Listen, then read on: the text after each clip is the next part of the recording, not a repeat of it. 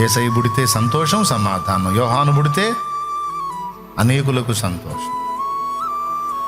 నన్ను గన్నప్పుడు నా తల్లి అనుకోలేదు, కానీ యేసయ్య నన్ను ముందే ఎరుగున్నాడు.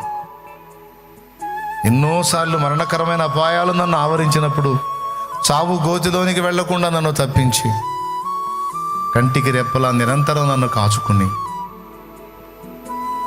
2002 ఏప్రిల్ 17 ఆయన రక్తంతో నా పాపములన్నీ కడిగి పరిశుద్ధపరిచి అంతటితో తృప్తి చెందకుండా ఆయన పరిచర్యకు పిలిచి అంతటితో తృప్తి చెందకుండా ఆ పరిచర్యను విస్తరింపజేసి అందులో ఫలములనిచ్చి అంతటితో తృప్తి చెందకుండా అందులో దైవ జనాంగము లేచి అంతటితో తృప్తి చెందకుండా వాళ్ళు సంఘములను కట్టి అంతటితో తృప్తి చెందకుండా వాళ్ళ దగ్గర నుండి మళ్ళా జనములు లేచి నీకు పుట్టిన వారిని నీవు చూచెద్దవు, నీ పిల్లలను నీవు చూచెద్దవు అన్న వాగ్దానం కూడా నెరవేర్చి